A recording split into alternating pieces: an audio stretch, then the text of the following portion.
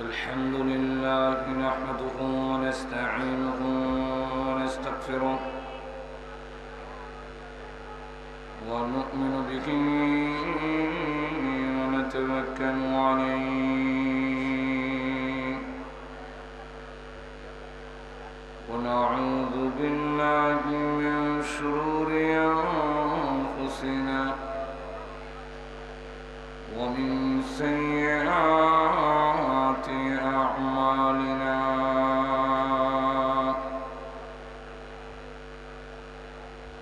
من يهده الله فلا مضل له ومن يضلله فلا هادي له ونشهد أن لا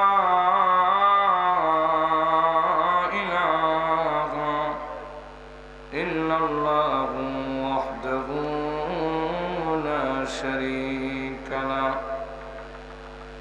ونشهد أن سيدنا ومولانا محمدا عبده ورسوله الذي أرسل إلى الناس كافة بشيرا ونذيرا وداعيا إلى الله بإذنه وسراجا منيرا أما بعد فقد قال الله تعالى في كلامه المجيد وفرقانه الحميد أعوذ بالله من الشيطان الرجيم بسم الله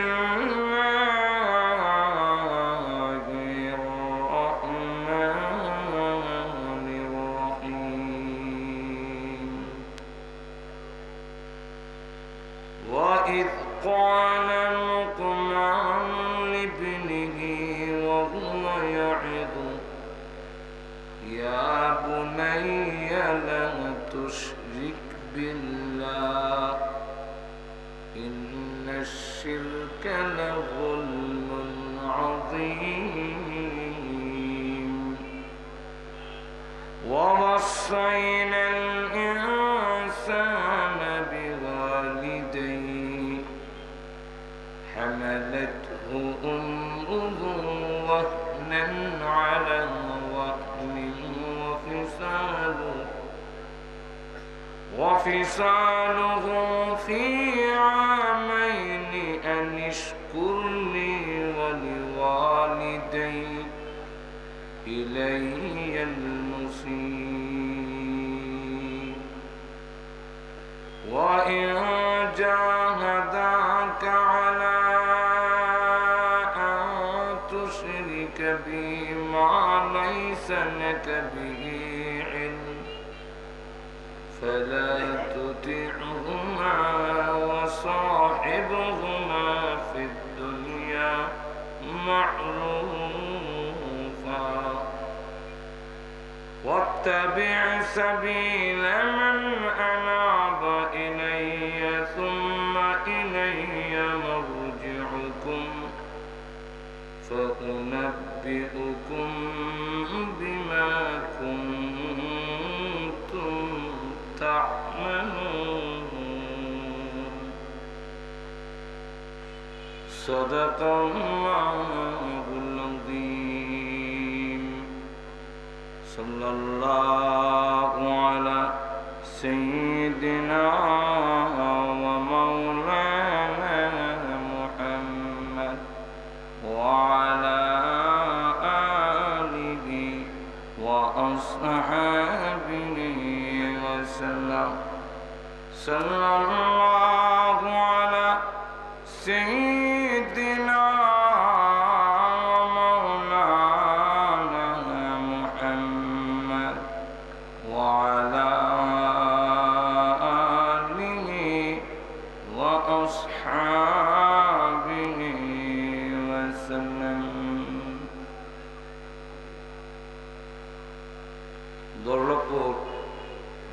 United club কর্তৃক আয়োজিত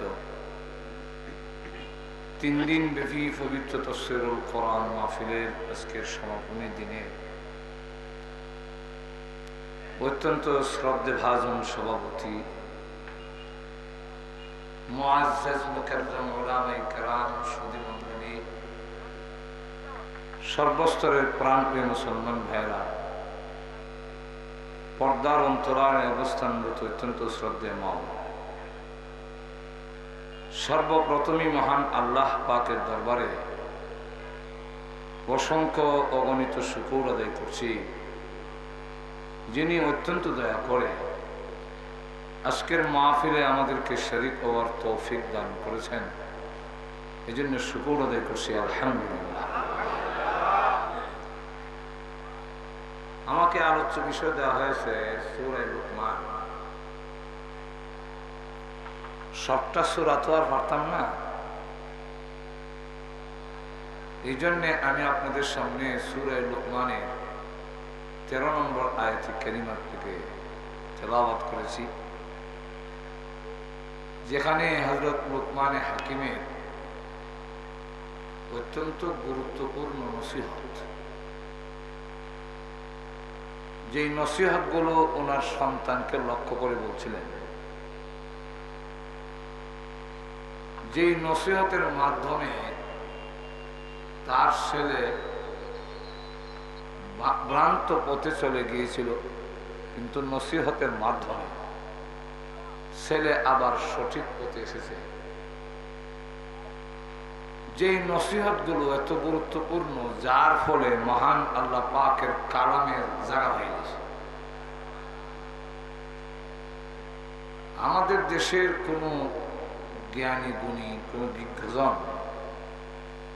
তার কোনো বক্তব্য যদি লন্ডন ও অক্সফোর্ডে জায়গা হয়ে যায়,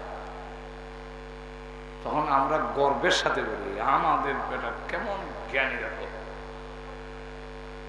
লন্ডনের অক্সফোর্ডে সিলেবাসের ভিতরে আমরা লোকটা লেখনী বা তার বক্তব্য স্থান পেয়েছি। লোকমান হাকিম তার আল্লাহর কাছে কি ভালো কথার অভাব আছে?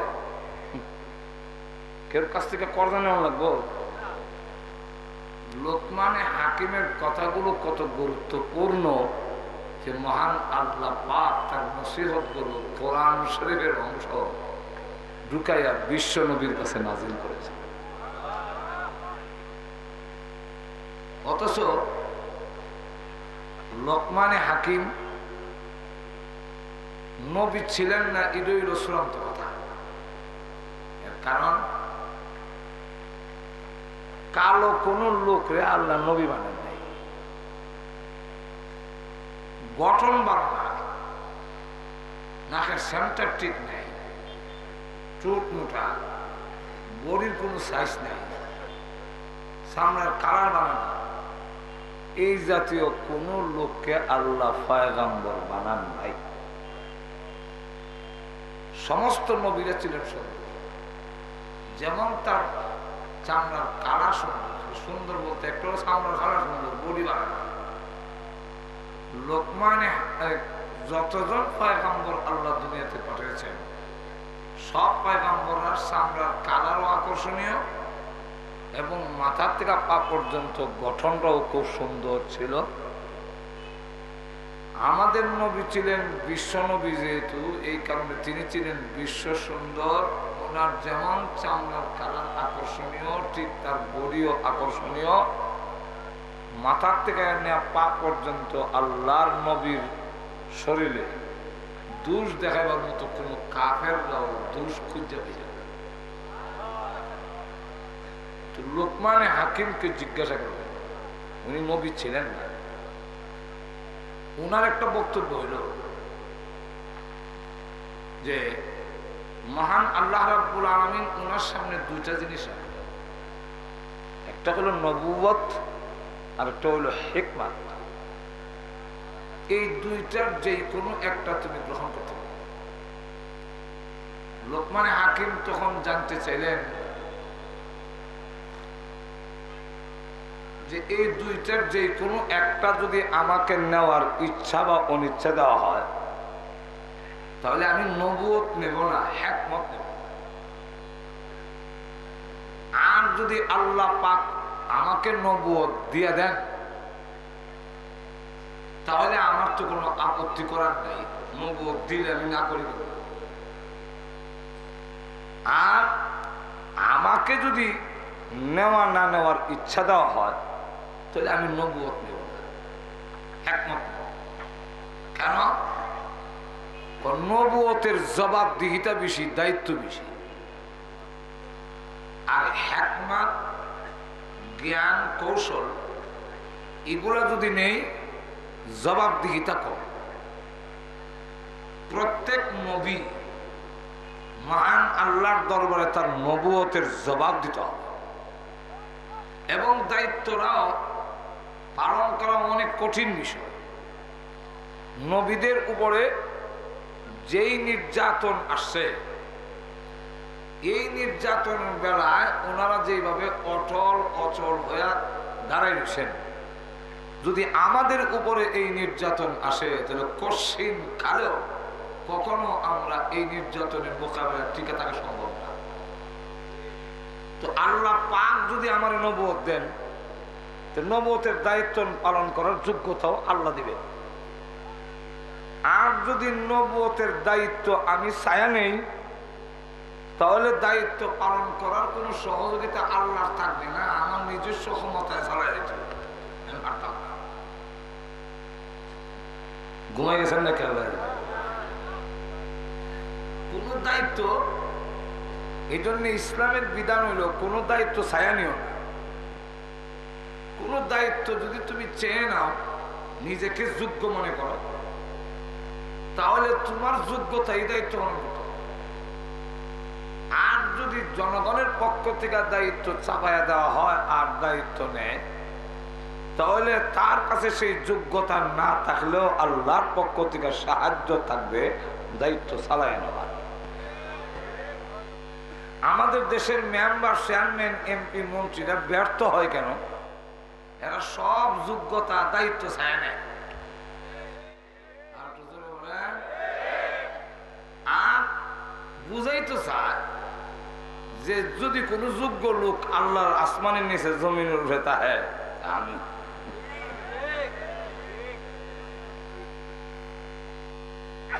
ইলেকশনে দাঁড়ায় বক্তব্য দেয় যে আপনারা আমাকে ভোট দেন, এটা আমি বলি না, কিন্তু আপনারা যোগ্য প্রার্থী দেখে আপনাদের ভোটটা দেন। এদের ভিতরের অর্থটা হইল যে আমি যোগ্য।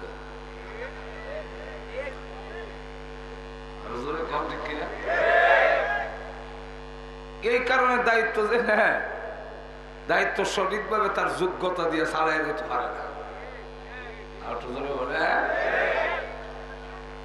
যাই হোক, লোকমান হাকিম বলেন নবুয়তের দায়িত্ব যদি আমি চাই নি, আর যখন বিরুদ্ধবাদীর পক্ষ থেকে নির্যাতনের স্টিম রুলার চালাই দিব, তখন এই দায়িত্ব আমার পক্ষে তখন বরদাস্ত করা সম্ভব হবে না।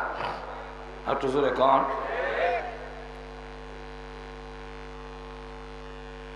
আল্লামা জালালউদ্দিন সুয়ুতী রহমাতুল্লাহ আলাইহি ওনার কিতাবে নূরুস সুদূর ফি আহওয়ালিল কুবুর, এই কিতাবের মধ্যে লেখেন যে ঈসা আলাইহিস সালামকে ওই যুগের লোকেরা বলল যে কবর থেকে কোন পুরান মুর্দা উঠটা যদি বলে আপনি নবী,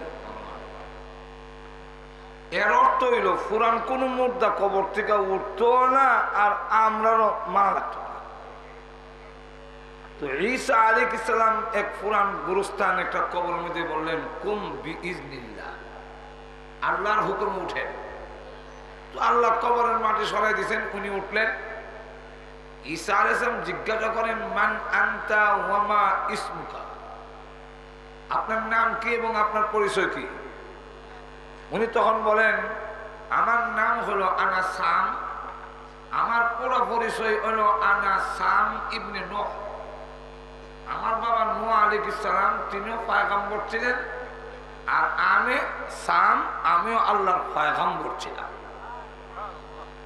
তো ঈসা আলাইহিস সালাম বলেন তাহলে তো বাড়ার লোক উঠছে কবর থেকে।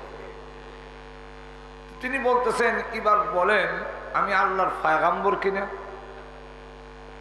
সাম আলাইহিস সালাম বলেন, আমি পয়গম্বর হয়ে সাক্ষী দিতেছি আল্লাহর শ্রেষ্ঠ যে কয়েকজন পয়গম্বর আছে এর মধ্যে আপনি একজন। ঈসা আলাইহিস সালাম বলেন, আমি দুইটা প্রশ্ন আপনাকে করব। কি প্রশ্ন? একটা হলো আপনার অর্ধেক চুল সাদা আর অর্ধেক কালো কেন? চুল সাদা হওয়ার বিধান আসছে ইব্রাহিম নবীর থেকে। এর আগ পর্যন্ত মানুষ ৫,০০০ বছর যদি বাঁচত চুল সাদা হইত। সর্বপ্রথম চুল সাদা হয়েছে ইব্রাহিম নবী। উনি বলেন, আল্লাহ আমার চুল যে সাদা হয়ে গেল, আল্লাহ বলেন যে তোমার ইজ্জত, যে তোমার সম্মান। আল্লাহ চুল সাদা হলে কি ইজ্জত বাড়ে? মানে হ্যাঁ, হতে আর বাড়াই দাও। চুলদারি সাদা হইলে দুনিয়া তো ইজ্জত বাড়ে, আর চুলদারি সাদা হইলে কবরও ইজ্জত বাড়ে। ইয়াহিয়া ইবনে আকসাম নামে একজন তাবী ছিলেন। উনি আল্লাহর দরবারে হাজির করলেন ওনাকে। উনি বড় তাবী, মুহাদ্দিস। ওনাকে আল্লাহর সামনে দাঁড় করানোর পরে আল্লাহ জিজ্ঞাসা করতেছেন, এই বুড়া, এটা করলি কেন? ওইটা করছো কেন? তখন ইয়াহিয়া ইবনে আকসাম রাহমাতুল্লাহ আলাইহি তিনি বলেন, আল্লাহ আপনার ব্যাপারে যা শুনছিলাম, কিন্তু আপনার সামনে আইসা সেই সোনা জিনিসটা তো পাইলাম না। তখন বলেন, কি শুনছিলে? তখন ইয়াহিয়া ইবনে আকসাম বলেন, আমি সনদ সহ বলেন, হাদ্দাসানি আব্দুর রাজ্জাক, হাদ্দাসানি আন মামার, হাদ্দাসানি আন জুহরি, عن زهري عن عروة بن الزبير عن عائشة رضي الله عنها أن رسول الله صلى الله عليه وسلم এইভাবে সনদ বয়ান করে কয় যে আমি হাদিস বয়ান করছেন আব্দুর রাজ্জাক, উনি বয়ান করছেন মামারের কাছ থেকে, মামার বয়ান করছেন জুহরির কাছ থেকে, জুহরি বর্ণনা দিয়েছেন উরওয়াতা ইবনে জুবাইরের কাছ থেকে, উরওয়া ইবনে জুবাইর বয়ান করছেন আম্মাজান আয়েশার কাছ থেকে, আম্মাজান আয়েশা বয়ান করছেন রাসূলের কাছ থেকে, রাসূল বয়ান করছেন জিবরাইলের কাছ থেকে। জিবরাইল বলছেন, আপনার কথা আল্লাহ, আপনি নাকি সাদা দাড়ির ওলারে খুব সম্মান করেন, ইজ্জত করেন। এই সমস্যা আপনার কাছে আমি বসলাম, কিন্তু আজকে দেখে আপনি যেইভাবে আমার দমক শুরু করছেন আমি সাদা দাড়িওয়ালারে, তো আপনার সম্বন্ধে যা হাদিসের মাধ্যমে শুনছিলাম তা তো পাইলাম না। এমনি আল্লাহ বলেন, সাদাকা আব্দুর রাজ্জাক, সাদাকা মামা, সাদাকা জোহরি, সাদাকা উরওয়াতা ইবনে জুবাইর, সাদাকাত আয়েশা, সাদাকা রাসূলুল্লাহ, সাদাকা জিবরাইল, যা তোমার জীবনের সমস্ত গুনাহ আমি আল্লাহ মাফ করে দিলাম। তো সাদা দাড়িওয়ালা যদি হয়, আল্লাহ রাব্বুল আলামিন তার আল্লাহর কাছে ইজ্জত বেড়ে যায়, সাদা দাড়িওয়ালার সম্মান বেড়ে যায়। তো ইব্রাহিম আলাইহিস সালাম বলেন, দাড়ি সাদা হলে, চুল সাদা হলে যদি ইজ্জত বাড়ে তাহলে আরো বাড়াইয়া দাও, কিন্তু আমরা ইজ্জত বাড়ানোটা গ্রহণ করতে রাজি হই না।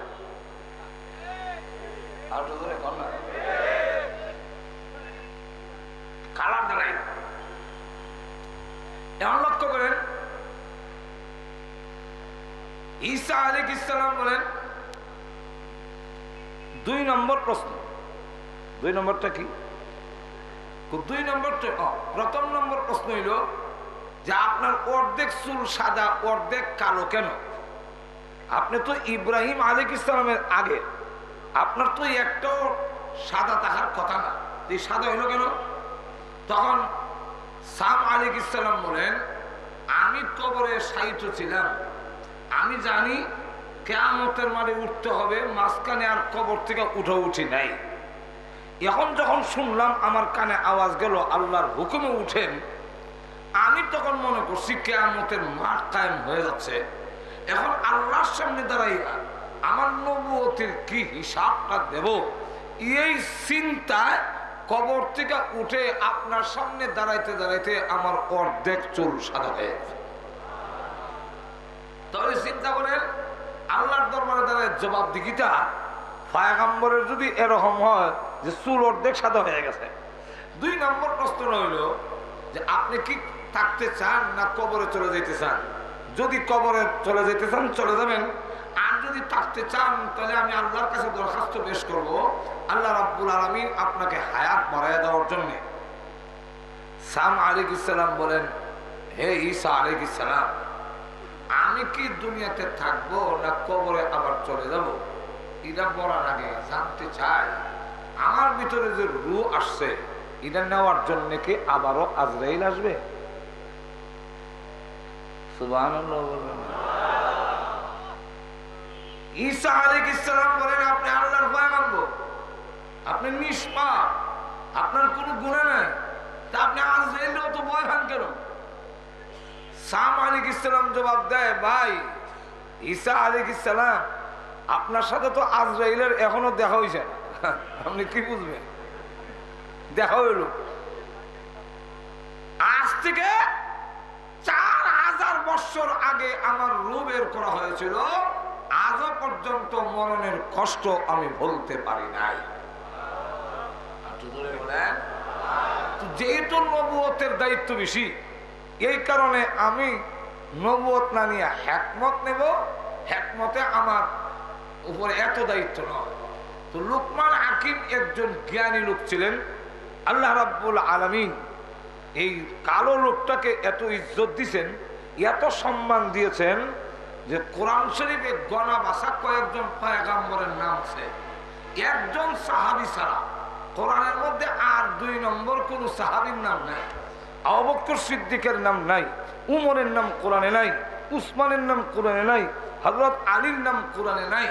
শুধু একজন সাহাবী প্রসঙ্গক্রমে ওনার নামটা কোরআনে আসছে, এই সাহাবীর নাম যায়েদ রাদিয়াল্লাহু তাআলা আনহু। যায়েদ রাদিয়াল্লাহু আনহুর নামটা হারাম্মা কাদা যায়েদুন, এই একজন সাহাবীর নাম কোরআনে আছে, আর কোন সাহাবীর নাম কোরআন শরীফ একটু যখন কোরআনে নাই। পয়গম্বরের মধ্যে গোনা বাসা কয়েকজন পয়গম্বর, 20-25 জন পয়গম্বরের নাম কোরআনে আছে। আল্লাহ সকল নাম তো কোরআনে আনে না, কোরআনে আসা আল্লাহ কারো নাম উচ্চারণ করা এটা তো বিরাট বড় একটা গৌরবের কথা। হযরত জাফর ইবনে আবি তালিব রাদিয়াল্লাহু আনহুকে রাসূল বলতেছেন, ও জাফর, তোমার মধ্যে নাকি 4টা গুণ আছে, যে গুণগুলো আল্লাহ পছন্দ করেন, সেই গুণটি কি? হযরত জাফর রাদিয়াল্লাহু আনহু বলেন, ওগো আল্লাহর নবী, আমার ভিতরে যে গুণগুলো আছে এই গুণ তো আমি জানি, আপনি জানলেন কি করে? রাসূল বলেন, তোমার গুণগুলো মহান আল্লাহ পাক আমাকে জানাই দিয়েছেন। আল্লাহ বলছেন তোমার 4টা গুণ আছে। হযরত জাফর রাদিয়াল্লাহু আনহু বলেন, আমার যে 4টা গুণের কথা আল্লাহ বললেন, আমার 4টা গুণ আছে ভালো, যেটা আল্লাহ পছন্দ করেন, তো আল্লাহকে আমার নামটা বলছেন।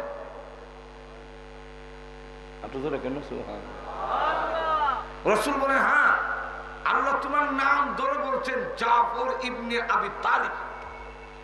হযরত জাফর রাদিয়াল্লাহু আনহু বলেন, আনন্দে আত্মহারা, আমার আর কিছু দরকার নাই, আমার জীবন সার্থক হয়ে গেছে, মহান আল্লাহ রাব্বুল আলামিন যে আমার নাম উচ্চারণ করছেন, আমার জীবন সার্থক। আরেকজন সাহাবী, ওনার নাম উবাই ইবনে কাব রাদিয়াল্লাহু আনহু। এই উবাই ইবনে কাব রাদিয়াল্লাহু আনহু কোরআন তেলাওয়াত বড় সুন্দর ছিল। একদিন আল্লাহর রাসূল বলতেছেন, ও উবাই ইবনে কাব, তুমি আমার লামিয়া কুনিল্লাজি এই সূরাতুল বাইয়িনা এই সূরার একটু শোনো তো। হযরত উবাই ইবনে কাব রাদিয়াল্লাহু আনহু বলেন, বিশ্ব নবীর কাছে কোরআন নাজিল হয়েছে, রাসূলকে কোরআন শিখাইছেন স্বয়ং আল্লাহ, আর আমি উনার পড়া শুনবো, আমার দ্বারা সম্ভব না, অক্ষম। রাসূল বলেন, উবাই, তুমি আমার সূরাতুল বাইয়িনা এটা শোনো। আবার উবাই ইবনে কাব অক্ষমতা প্রকাশ করলেন, তখন রাসূল আবার বললেন, আমার পড়াটা শোনো।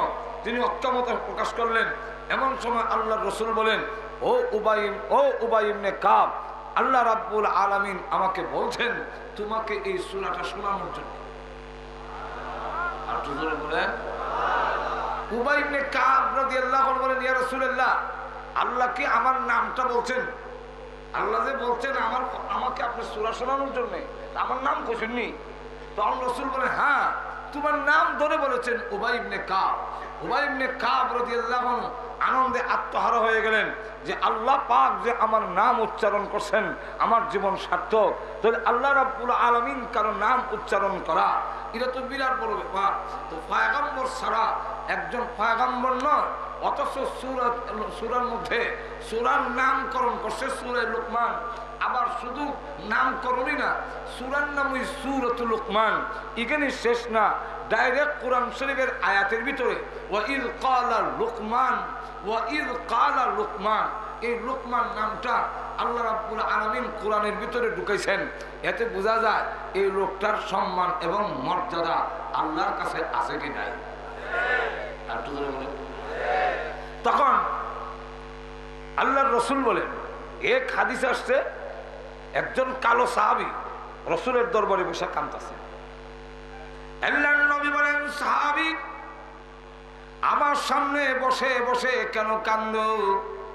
সাহাবী ডাক দিয়ে বলেন, ইয়া রাসূলুল্লাহ, ইয়া হাবিবাল্লাহ, কান্নার কারণ হলো আমার আর আপনার সামনের কালার কোনো মিল নাই। আমি বিশ্ব কালো আর আপনি বিশ্ব সুন্দর। আমার গঠনের সঙ্গে আপনার গঠনের কোনো মিল নাই। অগণবিজি, আমার না টুডের সাইজ আছে, না নাকের কোনো সাইজ আছে, পায়ের মধ্যে রেল লাইনের মতো ভরা। অগণবিজি, আপনার গঠনের সাথে আমার গঠনের মিল নাই। আপনার মর্যাদা আর আমার মর্যাদায় কোনো মিল নাই। কিন্তু এরপরেও দুনিয়াতে থাকার কারণে আমার মতো একজন কালো রূপ বিশ্ব নবীর সামনে বসার সুযোগ হয়েছে। নবী গো, কিয়ামতের ময়দান যেদিন কায়েম হবে, ওই দিন তো আপনার কাছেও যাওয়ার কোনো যোগ্যতা আমার নাই। আমি এই জন্য কাঁদতেছি, কিয়ামতের কঠিন ময়দানে আপনার কাছে কি যেতে পারবো? আপনার দ্বারা কাছেও যাওয়া সম্ভব হবে না। আল্লাহর নবী তখন বললেন, রে সাহাবী, প্রথম নম্বর হলো নিজেকে কালোর কারণে এত ছোট মনে করো না। তিনজন কালোকে মহান আল্লাহ রাব্বুল আলামিন এই পৃথিবীতে শ্রেষ্ঠত্ব দান করেছে।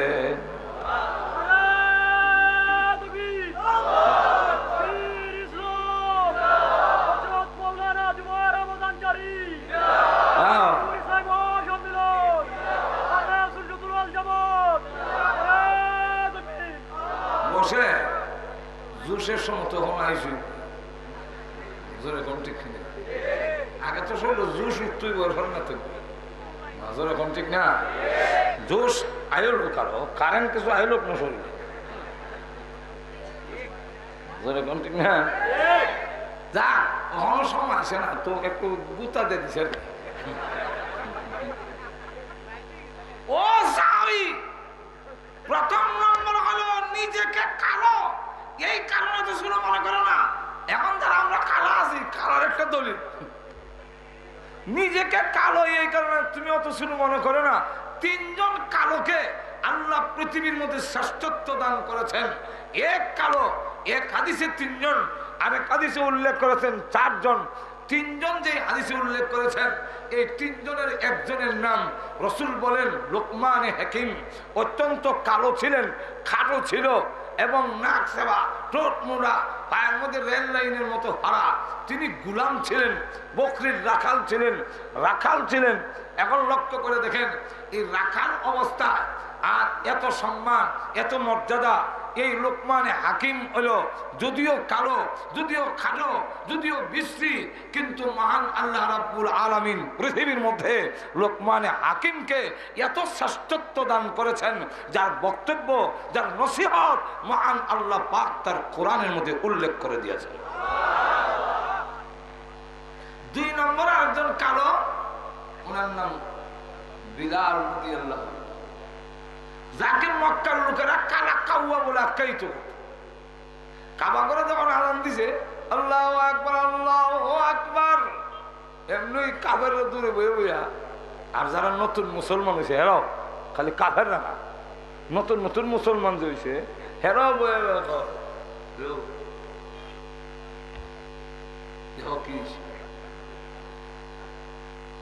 কি আমরা বাপ দাদা মরে গেছি ভালো হয়েছে।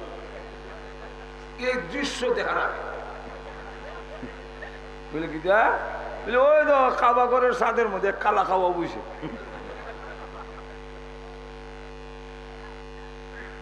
রসুল বলেন ও বিলাল, তোমাকে কালো কাউয়া বলে, তোমার নাকের সেন্টার ঠিক নেই, হাসি নিগ্রো আল্লাহ আমেরিকার জামে খান, এরা নাকের সেন্টার ঠিক নেই, টুটমুড়া।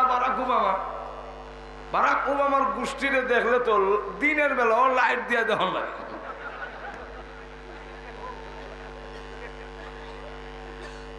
কিন্তু লক্ষ্য করে দেন আল্লাহ রাসূল বলেন বিলাল, তুমি নিজেকে ছোট মনে করো না, যদিও তুমি কালো, কিন্তু কি মর্যাদা জানো? কিয়ামতের কঠিন ময়দানে তোমার এত সম্মান, যেদিন আল্লাহ রাব্বুল আলামিন বলবেন জান্নাতের গেটটা খুলে দেওয়ার জন্য সমস্ত নবীরা জান্নাতের গেটে গিয়ে দাঁড়াবে, কিন্তু জান্নাতের তো গেটে তালা দেওয়া। ডাক দিয়ে বলবেন ও প্রহরীরা, গেটটা খোলো, আমরা জান্নাতে যাওয়ার জন্য এসেছি। আপনি কে? আমি আদম আলাইহিস সালাম। বলে একটু বেয়াদবি মাফ করবেন, অপেক্ষা করুন। আবার আরেকজন আহ্বান করলো, গেটটা খুলেন। আপনি কে? ভিতর থেকে জিজ্ঞাসা করে আপনি কে? বলে আমি তো নূহ আলাইহিস সালাম। বলে বেয়াদবি মাফ করবেন, একটু অপেক্ষা করেন। আবার আহ্বান করা হলো, আপনি কে? পরিচয় দেন। বলে আমি ইব্রাহিম আলাইহিস সালাম। বেয়াদবি মাফ করেন, অপেক্ষা করেন। আবার আহ্বান করা হলো, কে? বলে আমি মূসা কালিমুল্লাহ। দরজা খুলো, জান্নাতে ঢুকার অনুমতি আল্লাহ দিয়ে দিয়েছেন নবীদেরকে, আমরা ঢুকতে আসছি। বলে বেয়াদবি মাফ করবেন, একটু দাঁড়ান। তো আবার ডাক দিছে, আপনি কে? বলে আমি ঈসা আলাইহিস সালাম, ঈসা রূহুল্লাহ। সুতরাং দরজা খোলো, জান্নাতে ঢুকার জন্য আমরা অনুমতি পেয়ে জান্নাতের গেটে আসছি। তখন অপেক্ষা করেন। এমনি ওনারা বলেন ও জান্নাতের প্রহরীরা, আদম আলাইহিস সালাম থেকে নিয়ে ঈসা আলাইহিস সালাম পর্যন্ত গোটা নবীদের জামা গেটের মধ্যে দাঁড়ানো, আর তোমরা কে দেখো বেয়াদবি মাফ করবেন, একটু অপেক্ষা করেন। কারণটা কি? তখন ভিতর থেকে ডাক দেয়া কয়, যত নাম শুনি, আদম শুনি, নূহ শুনি, ইব্রাহিম শুনি, মূসা শুনি, ঈসা শুনি, মুহাম্মদুর রাসূলুল্লাহ সাল্লাল্লাহু আলাইহি সাল্লাম, এই নামটা শুনি না কেন? উনি কি এখানে আসেন নাই? বলে না, উনি তো আসেন নাই। উনি কোথায়? বলে উনি এখন কিয়ামতের মাঠে উম্মতের চূড়ান্ত ফয়সালা কি হয়েছে না হয়েছে সেটা না শোনা পর্যন্ত উনি জান্নাতের দিকে পা বাড়াবে না, উনি এখন আসবেন না। উনি উম্মতের চিন্তায় আছে, আর আমরা এই উম্মতই হই।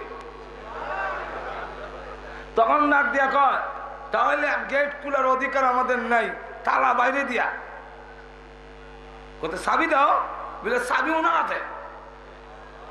আর তো জোরে বলেন না, আরো জোরে। চাবি আমাদের হাতে দেয়নি। এই জন্য আল্লাহর নবী বলেন, আমাদের দেশের বিভিন্ন প্রতিষ্ঠান বিভিন্ন জনকে দিয়া উদ্বোধন করানো হয়, কেউ মন্ত্রী দিয়া, কেউ এমপি দিয়া, কেউ প্রধানমন্ত্রী দিয়া। জোরে বলেন ঠিক কিনা? আল্লাহ রাব্বুল আলামিন বলেন, নবীজি, আমি আল্লাহ যা জান্নাত বানাইছি ওই জান্নাতগুলো আপনাকে দিয়া উদ্বোধন করব। বিশ্ব নবীকে দিয়ে উদ্বোধন করা হবে, তাই সাবি বিশ্ব নবীরা তো দিয়েছে। এখন ওই নবী গেট না করলে তো গেট খোলা হবে না। তখন সকল নবীরা আল্লাহ জান্নাতের অনুমতি দিচ্ছেন, আমরাও জান্নাতের গেটে আসলাম, কিন্তু জান্নাতের চাবি তো বিশ্ব নবীর হাতে, আর উনি তো আসতেছে না। উনি উম্মতের চূড়ান্ত ফয়সালা না শুনে জান্নাতের দিকে আসবে না। তাহলে এখন কি করা?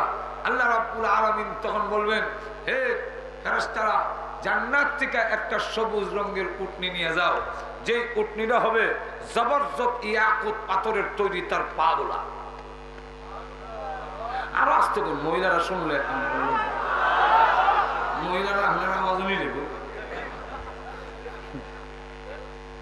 ইয়াকুত জবরদস্ত পাথরের তৈরি তার পা, কালারটা হলো সবুজ। উট নিয়ে আমার নবীর জন্য নিয়ে যাও, আর গিয়া বলো আমার নবী উট নিয়ে উঠার জন্য, জান্নাতের গেটটা খুলে দেওয়ার জন্য সব নবীরা দাঁড়ায় আছেন। বিশ্ব নবীর কাছে যখন গিয়ে বলবে উট আনতে, হুজুর উঠেন জান্নাতে নিয়ে যাবো, গেটটা খুলবে, আল্লাহ তখন বিশ্ব নবী বলবেন অবশ্যই জান্নাতে যাব, কিন্তু এর আগে আগে আমি জানতে চাই আমার উম্মতের বেলায় আল্লাহ কি সিদ্ধান্ত নিয়েছেন, এটা না শুনলে আমি জান্নাতে যাব না। তখন আল্লাহ রাব্বুল আলামিন বলবেন, ও নবী এই কথা তো আমি আপনাকে আগেই জানাই দিয়েছি, উম্মতের বেলায় আপনাকে অসন্তুষ্ট করব না, সন্তুষ্ট করব। অতএব আপনি জান্নাতে যান, ওয়াদা দিলাম যতক্ষণ পর্যন্ত আপনি এই কথা না বলবেন যে আল্লাহ আমি খুশি হয়েছি, ততক্ষণ পর্যন্ত আপনার উম্মতকে আমি জাহান্নাম থেকে মুক্তি দিতেই থাকবো। রাসূল বলেন তাহলে উঠে উঠা যায়। ও বিলাল, ওই কিয়ামতের কঠিন ময়দানে আমি যখন উঠে আরোহণ করব, আল্লাহর পক্ষ থেকে তখন ডাকবে, কালো বিলাল কই, বিলালকে ডাকো, বিলাল তোমাকে আহ্বান করা হবে আমার উটের লাগাম ধরার জন্য। বিলাল রে ওই দিন কিয়ামতের কঠিন ময়দানে কালো কাউয়া হইলে কি হবে, কিয়ামতের মাঠে তুমি নিচে থেকে উটের লাগাম ধরে আজান দিতে থাকবে, আমার ডান পাশে থাকবে আবু বকর, বাম পাশে থাকবে ওমর, আর তুমি বিলাল নিচে থেকে উটের লাগাম ধরে ধরে ওই দিন আমি বিশ্ব নবীর সাথে জান্নাতে প্রবেশ করবে।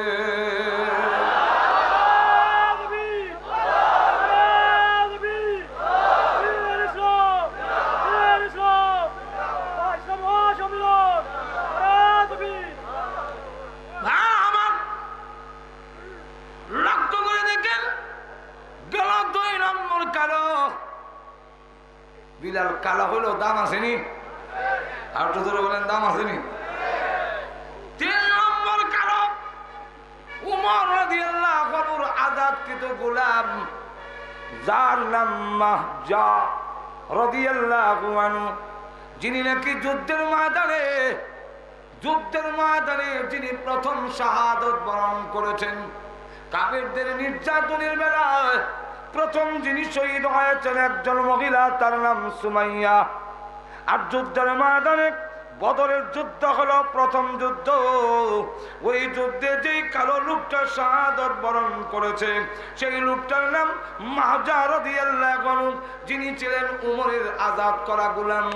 উনি হাফসি, উনি দেখা যায় নাকি সেন্টার ঠিক নাই, উনি ইন্তেকালের পরে শহীদ যখন হয়ে গেলেন বদরের যুদ্ধে, আল্লাহ ডাক দেয়া বলেন সাহাবীরা রে, আমার মা যা ওই ব্যক্তি যে কিয়ামতের ময়দানে পরকালে আল্লাহ রাব্বুল আলামিনের জান্নাতের মধ্য দরজা থেকে তার নাম ধরে জান্নাতে ঢোকার জন্য আহ্বান করা হবে। লক্ষ্য করে দেখেন এই 3 কারণ। আর হাদিসে যে 60 জন কইছে আরেকজন বাড়াই দিল, বাড়াইতাম নি, তিনি ছিলেন আব্রাহার বাদশা নাজ্জাশী হিবর কালা। এই 4 জন সুতরাং কালো, এই লুকমান হাকিম কালোর মধ্যে একজন। একদিন তিনি বক্তৃতা দিতেছেন, আর হাজার হাজার লোকগুলো মনোযোগ দিয়ে ওয়াজ শোনা, এটাও যদি বক্তা মনে হবে। আমরা দেশের অনেক বক্তা আল্লাহ রহমতে উঠতে সারলে মনে করছে না জানি কি তৈরি, ঠিক না? কিন্তু এই কথা বোঝা দরকার যে লোকজন আমার কথা শুনে, এটা আমার নিজস্ব কোনো কৃতিত্ব নয়, আমার কোনো বাহাদুরি নয়, বরং মহান আল্লাহ এটা আমার দিছেন নিয়ামত যে মানুষ আমার কথা শুনে। আর একটু জোরে বলেন। লোকমান হাকিমের কথা শোনার জন্য, সার গর্ব আলোচনা শোনার জন্য ফতুয়ার কাজ তিনি করেন। দাউদ আলাইহিস সালাম যুগে ফতুয়ার কাজ করতেন লোকমান হাকিম। এখন সমস্ত ফতুয়া তিনি দিতেন ইসলামের বিধিবিধানের ফতুয়া। সেই লোকমান হাকিম তিনি কথা বলতেছেন আর হাজার হাজার লোকেরা শুনতেছে। মাঝখান থেকে একটা লোক দাঁড়ায় গেল, দাঁড়ায় বলেন আমি না বলেও পারছি না, আর কইতেও সাহস পাই না। কি বলো? অনুমতি দিলে বলো। বলেন আমি জানতে চাই, আমি একজন রাখা, বকরি রাখালি। তো আমি বকরি রাখালি করার সময় মাঠে একটা লোক আমার সাথে বকরি রাখালি করতো, ঠিক দেখতে আহমের মতোই, আপনার মতোই, এমন খারাপরা, তাকে সেন্টার ঠিক নেই। তো আমার সাথে যে লোকমান ছিল, সেই লোকমান ছিল একজন বকরির রাখা। আর আজকে সবচেয়ে মর্যাদার আসনে যিনি বসা, কারণ একজন আলেম